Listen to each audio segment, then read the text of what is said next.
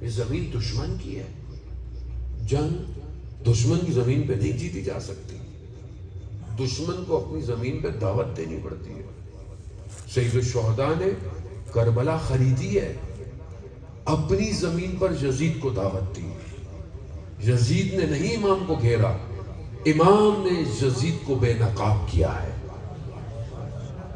خوب اس اسٹریٹجی کو سمجھیں. آج آپ دشمن آج ہمیں اپنے گراؤنڈ میں گرانا چاہتا ہے. آج دشمن نے کیا کیا ہوا ہے؟ آپ صرف ظاہر نہیں دیکھیں, آپ باطن میں ان طاقتوں کو دیکھیں.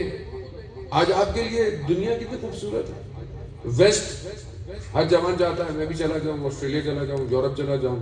وہاں کیا ہے؟ وہاں سسٹم کیا ہے؟ لوگ اچھے ہو سکتے ہیں, لوگوں سے کوئی کسی کو سروکار نہیں.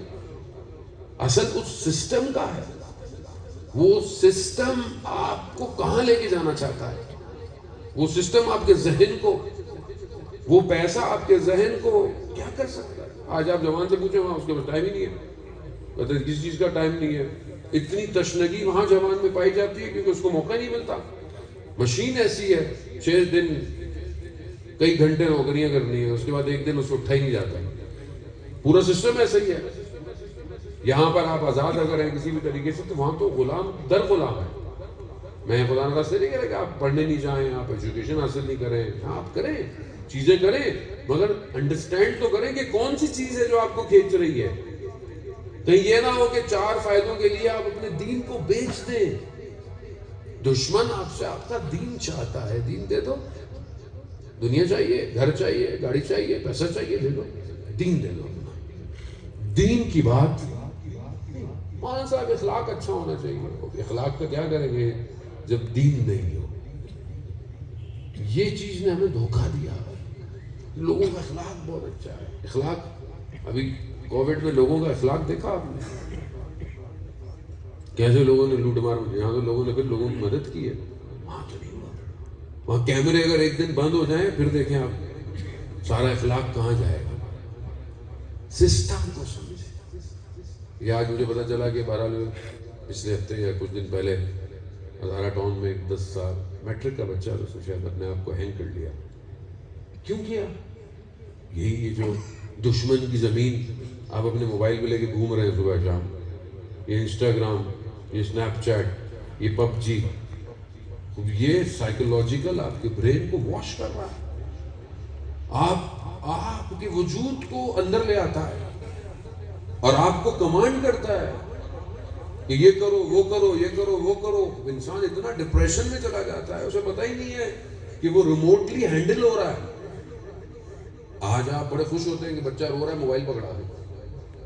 یہ حل نہیں ہے. آپ زہر دے رہے ہیں بچے کو. آپ پہلے زمانے میں بچے روتے تھے, موبائل پکڑایا جاتا تھا, گود میں اٹھایا جاتا تھا, بہلایا جاتا تھا. بھوک لگ رہی ہے, بچہ ہے, بچہ تو روئے گا. بچہ نہیں روئے گا تو کون روئے گا؟ بچہ روئے بھی نہیں, اب موبائل پکڑا دیں. یہ زہر ہے جو اس کے وجود میں ڈال رہے ہیں. کئی ماں باپ دیکھا بچہ کھانا نہیں کھاتا, چلو موبائل گیم لگا دو, کھانا کھا لے گا. کیا کھائے گا وہ؟ کیا اس کے ذہن میں نشو و نما ہوگی؟ کیونکہ آپ کو پتہ نہیں ہے کہ گیم بنا کون رہا ہے, کیسے بنایا جا رہا ہے. سسٹم کو سمجھے. اب فرعون اس طرح تھوڑی ہے کہ آئے گا بنی اسرائیل کو پکڑ لے گا, روک دے گا, لوگوں کو قتل کر دے گا, بچوں کو ذبح کر دے گا, خواتین کو غلام بنا لے گا. وہ تھوڑی ہے زمانہ. اب وہ اپنے سسٹم کا غلام بنا رہا ہے. اب وہ آپ کے نفسوں کا قتل کر رہا ہے. اب آپ کی میری بہن بیٹیوں کو بے حجاب کر رہا ہے. اب وہ سرعام ان کی عفت کی نیلامی کر رہا ہے. فیس بک کے ذریعے, انسٹاگرام کے ذریعے بے حیائی کو ڈراموں کے ذریعے سے, نیٹ فلکس کے ذریعے سے عام کر رہا ہے. حدود, وہ جو حیا تھی اس کو تار تار کر رہا ہے. اور پھر ہم کہتے ہیں نا صاحب اٹس ماڈرنائزیشن ہے, ابھی تو ترقی یافتہ ہو گئے ہیں, ابھی تو انسان کو بیکورڈ سوچنا نہیں چاہیے. خوب اگر بے حیائی ترقی ہے اور کم کپڑے پہننا ترقی ہے تو جانور تو پھر سب سے زیادہ ترقی یافتہ ہے. انسان کو یہ جانور کی طرف لے کے جا رہے ہیں. جانور کیا کرتا ہے؟ جانور خیال کرتا ہے کہ دن ہے کہ رات ہے، صبح ہے شام ہے، گلی ہے گھر ہے. انسان وہی جا رہا ہے، جانوروں کی طرف جا رہا ہے. کیسے کیسے ملک ہیں جہاں ہم لوگ بڑی کوشش کرتے ہیں اسائلم مل جائے اور یہ ہو جائے، ان ملکوں کے اندر روڈ پر بھی کوئی برائی کر رہا ہو کوئی انگلی نہیں اٹھا سکتا. آپ ایسے ملک میں جا کر اپنے بچے کی تربیت کریں گے، وہ بیٹا قرآن پڑھو، نماز پڑھو، امام زمانہ کا سپاہی بنو. لیکن ایسے ملکوں میں بچے جو اپنے ایمان کی حفاظت کرتے ہیں، میں جانتا ہوں حالانکہ جن کو بالکل شہید مصطفیٰ زہران کہ جب 16 سال بعد سوچیں کہ نیوکلیر اور پلازما فزکس کا اسٹوڈنٹ تھا اور پڑھائی ایسی کہ کئی عرصے تک اس کے نوٹ سے لوگ پڑھاتے رہے. وہ جب 16 سال بعد واپس آیا تو اس نے اپنی ماں سے کہا کہ ماں، جتنا پاک میں گیا تھا اتنا ہی پاک واپس آیا. وہ پاکیزگی چاہیے. وہ تبھی ہوگی جب آپ کا عقیدہ مضبوط ہوگا، جب آپ کو پتا ہوگا کہ میرا امام مجھے دیکھ رہا ہے، میں کیسے کوئی غلط کام کر سکتا ہوں. میرا امام غیبت کے پردے میں مگر زندہ ہے. آیت اللہ عظمہ بہجت رضوان اللہ تعالیٰ علیہ فرماتے تھے کہ امام غائب نہیں ہے، ہم غائب ہیں، ہم گم شدہ ہیں، ہم کھو گئے ہیں اس دنیا کے میلے میں. امام تو حاضر ہے. آج میں اپنے اعمال کو اس قابل کر لوں، امام مجھے دیکھ لیں گے. شخص آیا امام جعفر صادق علیہ السلام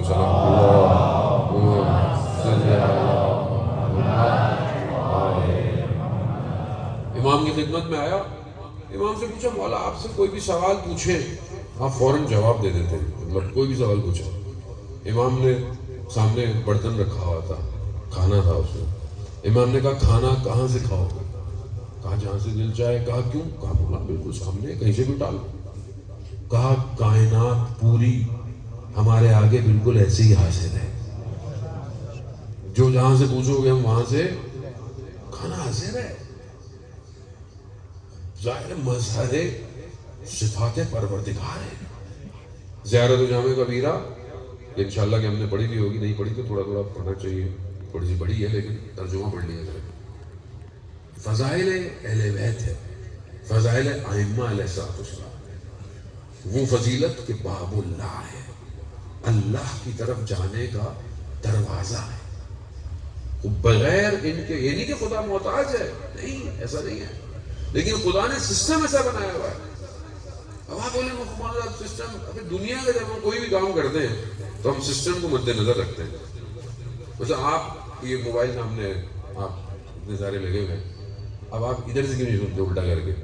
مولانا صاحب ادھر سنیں گے، اسپیکر ادھر ہے، اسپیکر نیچے کیوں نہیں ہے، مائک اوپر کیوں نہیں ہے؟ وہ سب کہاں ایسا ہے، سسٹم ہے. بٹن یہاں سے کیوں نہیں کھلتا ہے؟ وہاں سب سسٹم ہے، اس کے بغیر تھوڑی چلے گا. بس ایک اپلیکیشن ہے، سافٹ ویئر ہے. اتنا چھوٹے سے موبائل بغیر سسٹم کے نہیں چلتا. اس کو رن کیسے ہونا ہے، اس کا کائنات کا اتنا بڑا نظام پروردگار بغیر سسٹم کے چلائے گا؟ کیسے ہو سکتا ہے؟ خدا نے سسٹم ایسا ڈیزائن کیا ہے کہ اس کے اندر امامت کو ایسا رکھا ہے کہ اگر اسے ہٹا دیا جائے کائنات کولیپس ہو جائے گی. سسٹم ہے، اس کو امامت کو سمجھے. گارنٹیڈ نہیں ہے امامت کو. شیعہ پیدا ہوگا تو چلو 12 امام ہے، بچپن سے 12 امام ہے تو ہوں گے 12 امام. امامت کو سمجھے.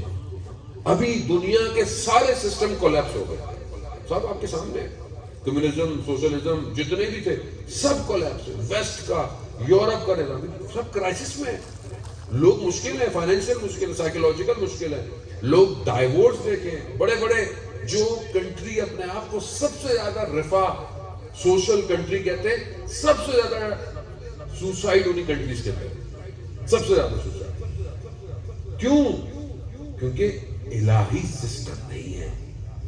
الہی سسٹم مادے پہ ڈیپینڈ نہیں کرتا. الہی سسٹم روح کو تقویت دیتا ہے. چاہے کھانے کو ایک روٹی ہو، الہی سسٹم کہتا ہے کہ اس کو بھی تقسیم کر کر ضرورت مند کو دے دو. دنیا کا سسٹم کہتا ہے کہ ایک ہے تو دوسری کی بھی چھین لو. دنیا کا سسٹم. وہی نظام سمجھائیں گے جن کے پاس نظام آیا. ایک دن روزہ رکھا, افطار کا وقت آیا, ایک سائل آیا, گھر کے بڑے نے روٹی دی تو چھوٹوں نے بھی دے دی, پھر پانی سے افطار کی. پھر دوسرے دن روزہ رکھا, پھر دوسرا سائل آیا, پھر دی, پھر سب نے 3 دن مسلسل. آپ کیا سمجھ رہے ہیں کہ یہ کوئی نارمل سی بات تھی جس کو پوری سورت قرآن کی جو ہے وہ ایڈریس کر رہی ہے؟ نہیں, سسٹم دکھایا جا رہا تھا کہ یہ اللہ کے نمائندے اللہ کی مخلوق کے لیے ہیں, اور یہی ایک در ہے جو ہر دفعہ بھی کھٹکھٹایا جائے کبھی بند نہیں ہوتا. سسٹم ہے یہ, سسٹم کو نوک کریں آپ, دروازہ ہے. یہی وہ دروازہ ہے کہ جو رسول خدا اپنی زندگی کے آخری 6 مہینے تک اس کے باہر کھڑے ہو کر کیا کہا, السلام علیکم یا اہل بیت. یہی وہ گھر ہے جس کے لیے قرآن کہہ رہا ہے کہ ایسے گھر ہیں جس پر اللہ کا ذکر رفعت پاتا ہے, بلندی پاتا ہے. ہم ذاتی طور پر کتنے اس گھر سے اٹیچ ہیں. گھر سسٹم دیتا ہے. گھر سے اس لیے تھوڑی کہ آپ اپنی منتیں پورے کرنے کے لیے آ گئے, منتیں تو آپ کو پوری ہو ہی جائیں گی. کبھی بھی اس گھر سے کوئی خالی ہاتھ نہیں گیا. سائل آیا امام حسین علیہ السلام سے لینے کے لیے, اللہم صلی علی امام کے پاس آیا. امام نے اسے دروازے کے پیچھے سے دیا, ہاتھ سامنے نہیں آیا. بعد میں پوچھا, مولا آپ نے ایسا کیوں کیا؟ کہا میں اس کی آنکھوں میں شرمندگی نہیں دیکھنا چاہتا. صحیح, کریم ابن کریم ہے. مولا سے پوچھا, مولا وہ حاتم طائی کے 7 دروازے تھے, 7 دروازوں سے لوگ آتے تھے لے کے جاتے تھے. مولا نے کہا ہمارے دروازے ایک ہی سے اتنا ملتا ہے, دوبارہ آنے کی ضرورت نہیں ہے. لیکن ہم سمجھے نہیں ہے سسٹم کو.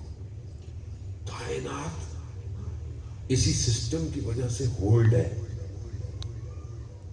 ہمارے آپ کے سامنے کائنات کتنی بڑی ہے, کیونکہ ہمارا عقیدہ ضعیف ہو گیا ہے. ہم آپ امام سے متصل ہو تو آپ کو پتہ چلے گا کہ یہ دنیا حقیقت میں اتنی ڈائلیوٹ ہے, اور یہ ہدف نہیں ہے دنیا, یہ جس کے لیے ہم اتنے بھاگے جا رہے ہیں. دنیا وسیلہ ہے آخرت تک پہنچنے کا. اگر اس دنیا کو ہم نے اس قابل کر لیا کہ اس کے ذریعے سے ہم آخرت چلے ہیں, بہترین ہے. لیکن اگر یہی دنیا ہمیں ڈبو گئی تو ادھر بہت لمبا ٹائم. قرآن بار بار یہ بتا رہا ہے کہ وہاں تم ہمیشہ رہو گے, یہ ہمیشہ نہیں ہے. عزیزان محترم, امامت کو سمجھیں, دونوں چیزوں کو.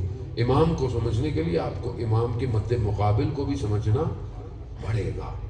آج کا سسٹم اسٹریٹجیکل بہت پلانڈ ہے, بہت زیادہ نفوذ ہے, اور اتنا باریک ہے کہ آپ کو کنفیوز کرنے کے لیے بہت ایزی ہے. آج لوگ کنفیوز ہیں بہت زیادہ دین کے معاملے میں, علماء کے معاملے میں. مولانا آپ کس کی سنیں, کس کی نہیں سنیں. ایک یہ کہتا ہے, دوسرا یہ کہتا ہے. دیکھیں, ہمارے پاس پیرامیٹرز ہونے چاہیے. حق کیا ہے؟ حق پرسنالٹی نہیں ہوتی, شخصیت نہیں ہوتی. حق وہ ہے جسے پروردگار نے بھیجا ہے. اگر ہم چاہتے ہیں کسی کو فالو کرنا تو نہج البلاغہ دیکھیں. نہج البلاغہ کیا کوالٹیز دے رہا ہے ایک مومن کی. قرآن کیا کوالٹی دے رہا ہے. اگر اس کوالٹی کے اوپر, پیرامیٹر کے اوپر, یہ جو اہل بیت نے بتائی ہے, میں پورا اترتا ہوں, بسم اللہ. نہیں اترتا, خدا حافظ. کیونکہ دین وہاں سے لے جہاں دین اترا ہے. اس کو سمجھنے کو آج جو کنفیوژن ہے معاشرے کے اندر, وہ اسی وجہ سے. کیونکہ یہ نہ ہو کہ جب اصل ولی آئے, جب ظہور فرمائے, انشاءاللہ جلد سے جلد فرمائے, اور ہمیں آواز نہ آئے. یہ آواز آئے تو ہم اپنی زندگی کے اندر, اس لیے آپ کے 24 گھنٹے کے اندر پلاننگ ہونی چاہیے کہ اگر اس گھنٹے میں امام کا ظہور ہو جائے تو آپ کیا کریں گے. جیسے آپ اپنی پلاننگ کرتے ہیں, میں کالج میں ہوں, پھر یونیورسٹی پڑھوں گا, پھر میں آگے جاؤں گا, پھر میں جاب کروں گا، پھر میری امیگریشن ہو جائے گی، پلاننگ ہے نا. اس پوری پلاننگ کے اندر آپ نے امام زمانہ کہاں رکھا ہوا ہے اپنے حساب سے؟ یا اگر کہیں ہے جیسے موٹر وے پر آپ جا رہے ہو، بہت دور جا رہے ہو 500 کلومیٹر، تو ہر تھوڑی دیر بعد کیا ہوتا ہے؟ ایک انٹرچینج آتا ہے. تو اپنی زندگی میں انٹرچینج رکھیں کہ جب بھی ظہور ہوگا میں ایگزٹ لے لوں گا. برائے سلامت امام زمانہ علیہ السلام، برائے ظہور امام زمانہ علیہ السلام، بآواز بلند صلوات. اللہم صل علی عجل فرج اللہ اکبر یا رسول اللہ یا علی یا علی یا علی مدد. وہ اذان محترم بہرحال قرآن ابھی انشاءاللہ وقت بہرحال ہمارا جو ہے وہ بہت تیزی سے جو ہے پتہ ہی نہیں چلتا. آپ ماشاءاللہ اتنے محبت اور غور سے سنتے ہیں کہ وقت جو ہے وہ بہت تیزی سے جو ہے وہ اپنی بہرحال ہم انسان محدود ہیں، ہماری اپنی بہرحال نقائص پائے جاتے ہیں. اس نقص میں یہ ہے کہ ہم زمانے میں قید ہیں، جبکہ امام انسان کو زمانے سے آزاد کرنے کے لیے آیا تھا کہ تم زمانے سے آزاد ہو جاؤ، تم حدودوں سے آزاد ہو جاؤ. آج دیکھیں کہ امام نے کربلا میں جن کو اپنے ساتھ رکھا وہ آزاد ہیں. آج بھی آپ ان کو سلام کرتے ہیں دنیا میں کہیں پہ بھی ہوں، اور ان کو جب سلام کرتے ہیں تو ایک تو وہ شہید ہیں، زندہ ہیں، دوسرا یہ ہے کہ وہ آپ کہیں پہ بھی ہوں سلام کریں اور آپ توسل کریں، آپ ان کو کہیں بھی پکاریں، وہ آپ کی مدد کرنے کو آتے ہیں، کیونکہ زمانے سے باہر ہیں، مکان کی قید میں نہیں ہے. ہمیں بھی اگر ہم نے اسی زندگی کے اندر اب قید سے اپنے آپ کو آزاد نہیں کیا، ہم اسی زمانے میں پھنسے رہے، تو پھر ہم بھی دفن ہو جائیں. اس لیے مرنے سے پہلے اپنے آپ کو آزاد کروائیں حضرت حر کی طرح، کہ جو دنیا کی قید میں. لیکن امام کے ایک جملے نے حضرت حر کو ہدایت دے دی. وہ کہ حضرت حر نے روکا، آسان نہیں تھا امام کے سواری کو پکڑ لینا، آسان نہیں ہے. روکا، اور امام ہے، امام کا کوئی لفظ ہدایت سے خالی نہیں ہے. امام جانتے تھے کہ حر کو کے اندر جو عشق چھپا ہوا ہے اسے چنگاری کہاں سے لگانی ہے، چنگاری لگانی. امام کا جملہ کہ حر تیری ماں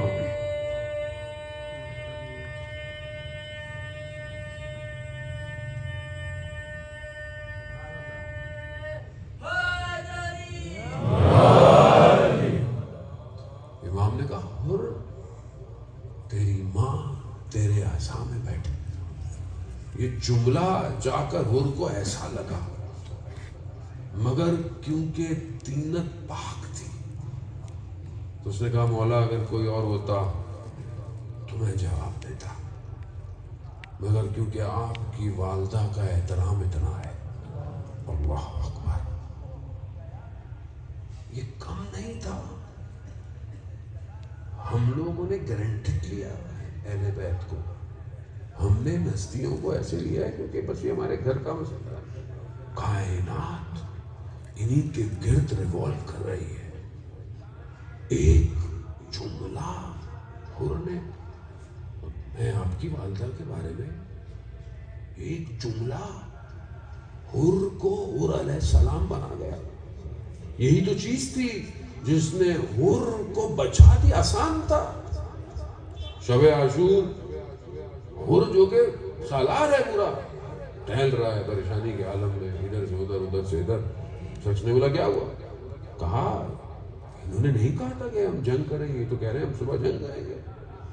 تو کہا تم مجھ سے کوئی پوچھتا کہ کوفہ میں شجاع ترین شخص کون ہے تو میں تو تمہارا نام لیتا. تو کہا مگر میں اپنے آپ کو جنت اور جہنم کے درمیان دیکھ رہا ہوں. ایک چنگاری. اللہ اکبر. اور دوسرے دن امام کی خدمت میں شرمندگی کی حالت میں گیا. حضرت علی اکبر نے کہا کہ بابا حر آ رہا ہے. امام جانتے تھے اور آئے گا. اگر پورے کربلا کے سینیریو میں آپ دیکھیں کہ بس ایک حر ادھر آ گیا کافی ہے. عزیزان محترم، امام کو سمجھے، دنیا کا سودا بہت تھوڑا ہے. حر نے کیا کیا؟ اور ادھر رہتا تو کیا ہوتا، ادھر آیا تو کیا ہو گیا؟ آج لوگ حر کے روزے میں جا کر توسل کرتے. ایک عالم دین تھے، وہ گئے، وہ مریض تھے، بیمار تھے، چل نہیں سکتے تھے، اپنے دوستوں کے ساتھ گئے، ان کو وہیں چھوڑ کے چلے گئے. وہ بیٹھے ہوئے، انہوں نے دیکھا کہ عرب کی ایک خاتون آئی ہے، اتنا زیادہ نہیں جانتی. اس میں حضرت دور کی جو حرم کی جالی تھی اس کو پکڑا، ایک ایک کو پکڑ کے، اور یا کاشف الکرب عن وجہ الحسین، اکشف کربی بحق الحسین، اے وہ جس نے حسین کے چہرے سے غم کو دور کیا. ایک شخص بھی امام کے پاس آئے، امام کے چہرے کا درد دور کیا اس نے. میری مدد کرو حسین کے صدقے. کہا وہ یوں کری اور اپنی حاجت لے کے چلی گئی. کہا میں نے اپنے آپ کو گھسیٹ کر میں حضرت حور کی زری تک پہنچا اور میں نے پکڑنا شروع کیا. جتنا میں اوپر آتا گیا میرے بدن میں طاقت بڑھتی چلی گئی، یہاں تک کہ میں سیدھا سالم کھڑا ہو گیا. حر، آج امام کو ایک حر کا انتظار ہے. لبیک یا حسین، لبیک یا حسین، لبیک یا حسین، لبیک یا حسین، لبیک یا حسین، لبیک یا حسین. اللہم صلی علی محمد. عزیزان محترم، خدا بہرحال ہمیں توفیق دے اپنے امام کی معرفت کی، کہ ہم بھی اپنی زندگی کے ان معاملات میں چیزوں کو چھوڑ کر امام کی طرف بڑھیں. بس اللہم صلی علی محمد. عزیزان محترم، یہ لٹا ہوا کارواں شہر شہر گلی گلی سفر کی حالت میں ہے اور سر نیزوں پر آگے آگے چل رہے ہیں. ایک بچی ہے جو اپنے بابا کے سر کو دیکھتی ہے.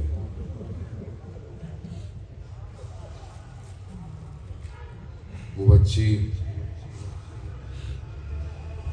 کہ جس نے جب حضرت مسلم کی شہادت کی خبر پہنچی تھی تو دیکھا کہ بابا نے حضرت مسلم کی بیٹی کو بلایا اور اس کو اپنے قریب بٹھایا، اسے پیار کیا، اس کے سر پہ ہاتھ پھیرا، نوازش کی.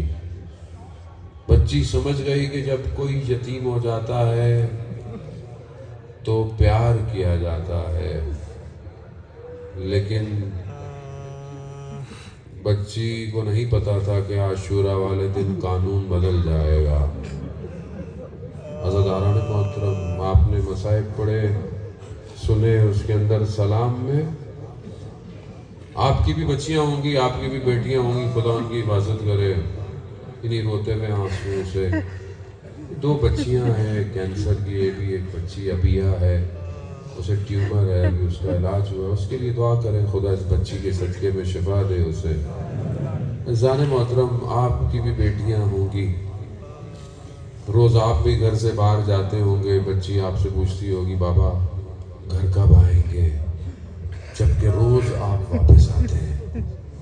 مگر جو بچی روز عاشورہ یہ دیکھ رہی ہے بھائی علی اکبر گئے واپس نہیں آئے،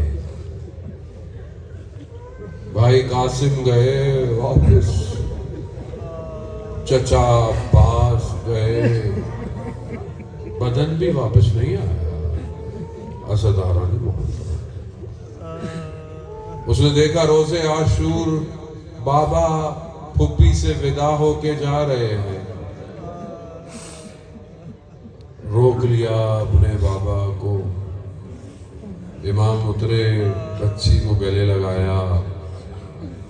پھٹ جائے آدمی صرف اگر اس منظر کو دیکھ لے.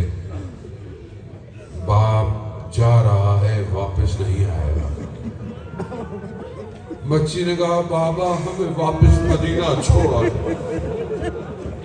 امام نے کہا بیٹا ممکن نہیں، دیر ہو گئی ہے۔ عزاداران محترم امام چلے گئے۔ روزہ عاشورہ کے مصائب آپ سنتے ہیں، امام کس طرح زمین پر آئے ہیں، کتنے تیر، کتنے نیزے، کتنے پتھر امام کو لگے۔ مقتل ایک اور جگہ کہتا ہے کہ اس بچی سے صبر نہیں ہوا جب اس کے بابا پر حملہ شروع ہوا۔ اس بچی نے اپنے آپ کو اپنے بابا کے بدن کی طرف،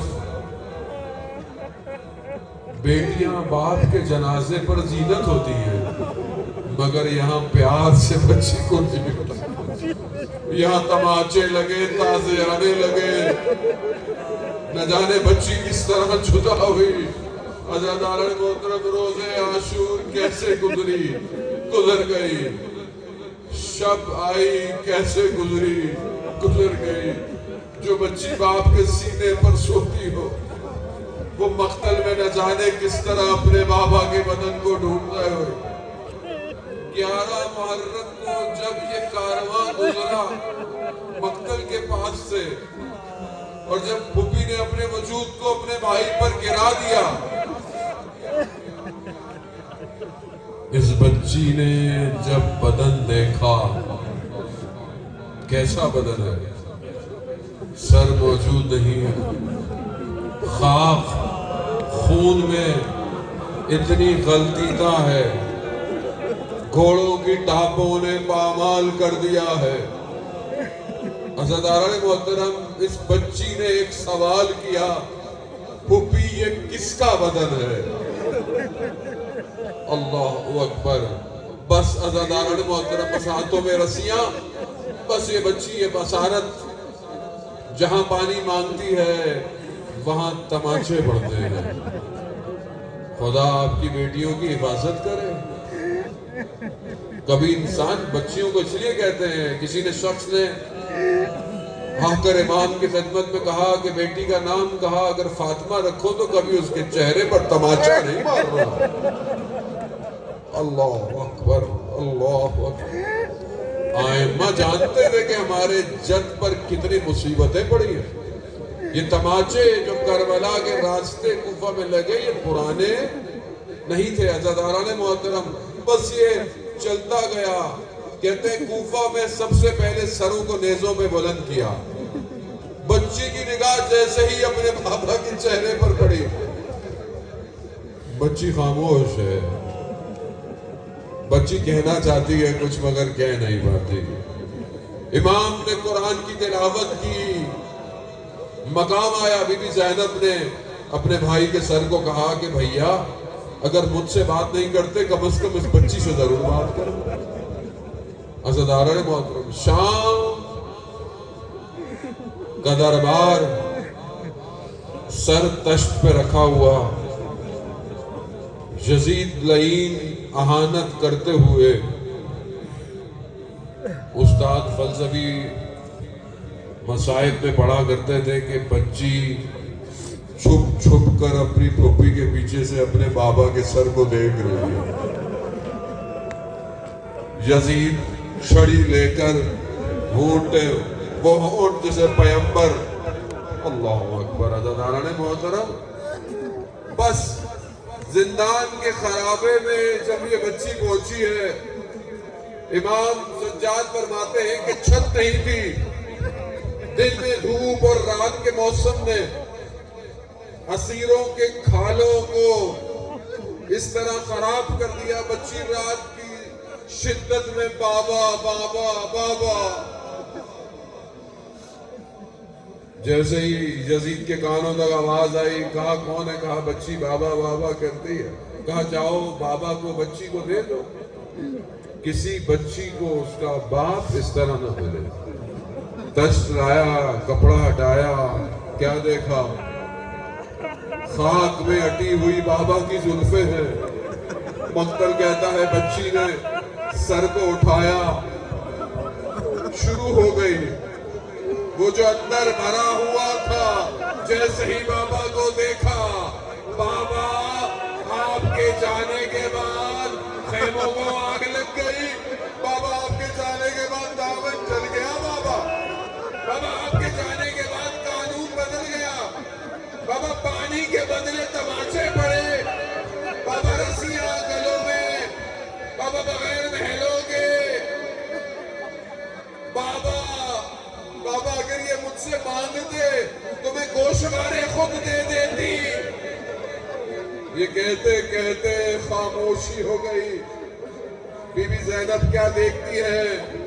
ایک طرف سر ہے, ایک طرف بچی. انا للہ و انا الیہ راجعون. حضرت محترم, آج تک یہ بچی شام کے زندان میں. بی بی زینب جب اربعین پر گئی تو بھائی سے کیا کہا؟ بھائی ایک نشانی, شام کے زندان چھوڑا. آج بھی بچی یہی کہتی ہے, اے میرے بابا کے ظاہرو, میرے بابا کو میرا سلام.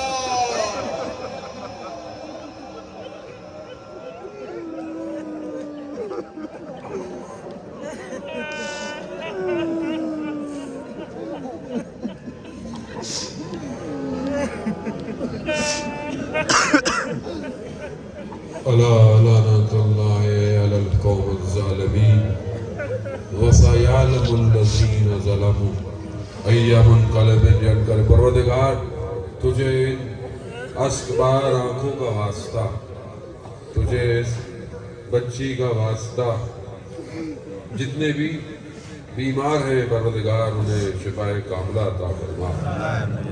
امام کے ظہور میں تاجیل عطا فرما. ہمیں ان کے ناصروں, ان کے مددگاروں میں شمار فرما. پروردگار ہم خطاکار ہیں, گناہگار ہیں, ہمیں اہل بیت کے صدقے میں ہمارے گناہوں کی مغفرت فرما.